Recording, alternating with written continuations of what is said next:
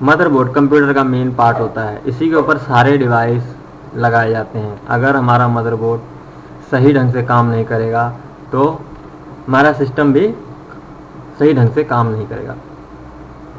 इस वीडियो में मदरबोर्ड में नो डिस्प्ले के क्या कारण हैं, उसे हम कैसे आइडेंटिफाई करेंगे, इसके बारे में बताया जाएगा। क्योंकि मदरबोर्ड के अंदर सबसे ज़्यादा जो प्रॉब्लम आती है वो आती है नो डिस्प्ले की, और नो डिस्प्ले आने के बहुत सारी वजह हो सकती है।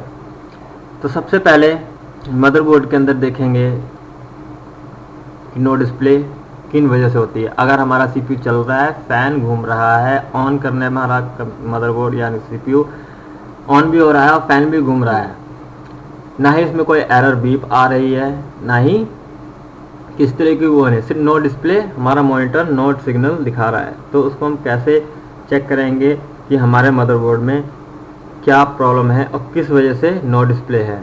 वैसे तो नो डिस्प्ले के कई कारण हैं।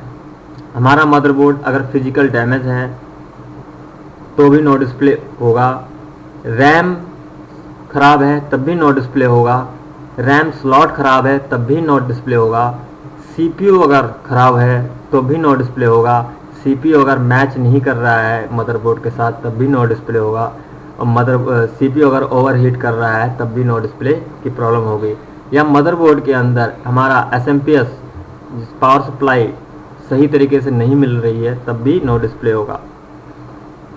तो हम स्टेप बाय स्टेप मदरबोर्ड के अंदर नो डिस्प्ले को चेक करेंगे। सबसे पहले हम मदरबोर्ड के अंदर हम बिना किसी टूल्स के बिना डायग्नोस्टिक कार्ड के बगैर, मल्टीमीटर के बगैर हम अपने कंप्यूटर में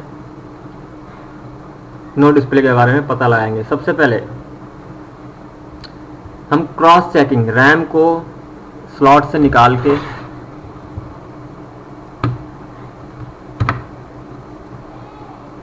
इनकी पिनों को रबर से साफ करेंगे और फिर लगाएंगे। ज़्यादातर साफ करके लगाने पर मदरबोर्ड में नो डिस्प्ले की प्रॉब्लम ख़त्म हो जाती है। अगर रैम साफ करने के बावजूद भी नो डिस्प्ले है तो हम रैम को बदल कर लगाएंगे, दूसरी रैम लगाएंगे। अगर उस रैम हमारी अगर दूसरी ओके रैम लगाते हैं के बावजूद भी सीपीयू में नो डिस्प्ले है तो हम रैम स्लॉट को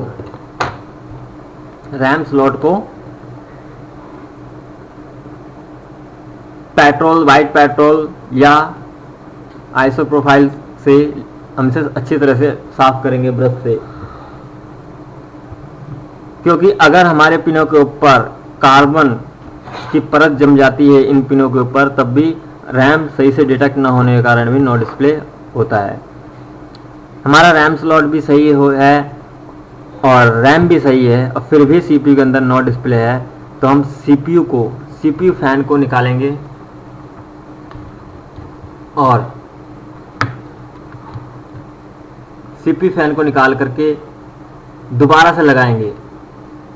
दोबारा से लगाने के बाद भी अगर हमारा अगर डिस्प्ले आ जाता है तो ठीक है, नहीं आता है तो हम सीपीयू सॉकेट को लगा करके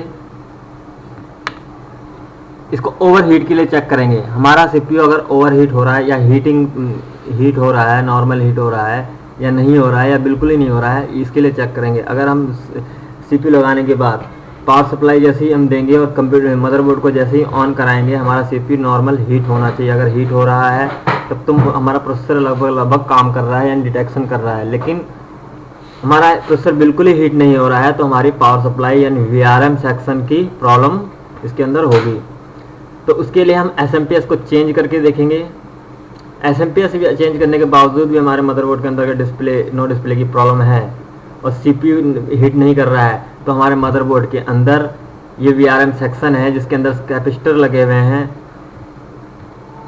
ये सारे कैपेसिटर में से कोई एक कैपेसिटर लीकी या शॉर्ट है, या फिर हमारे जो वीआरएम सेक्शन के अंदर मॉसफेट लगे हुए हैं, ये सारे के सारे मॉसफेट जो मेन मॉसफेट और सपोर्टिंग मॉसफेट होते हैं, इनमें से कोई फॉल्टी है या फिर इससे लगे हुए छोटे छोटे कंपोनेंट रेजिस्टेंस कैपेसिटर आदि फॉल्टी हो सकते हैं। तो उसको हम अगली वीडियो में बताएंगे कि हम VRM सेक्शन को कैसे रिपेयर करेंगे अगर VRM सेक्शन की वजह से हमारा मदरबोर्ड नो डिस्प्ले हो रहा है। तो फिलहाल ये मेन फंडामेंटल होते हैं जिसमें हम ये मदरबोर्ड में नो डिस्प्ले को चेक कर सकते हैं। सबसे पहला रैम को क्रॉस चेक करना है, दूसरी बात रैम स्लॉट को साफ करके रैम के पिनों को साफ करेंगे, दूसरी बात CPU को चेंज करके देखेंगे या CPU को साफ करके लगाएंगे।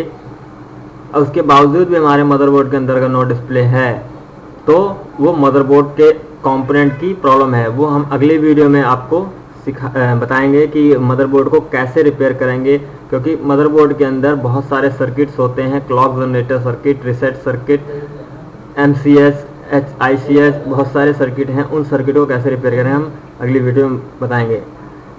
तो अगली वीडियो आपको आसानी से मिले इसके लिए इस चैनल को सब्सक्राइब करना ना भूलें। अगर आपको ये वीडियो अच्छी लगे तो लाइक ज़रूर करें।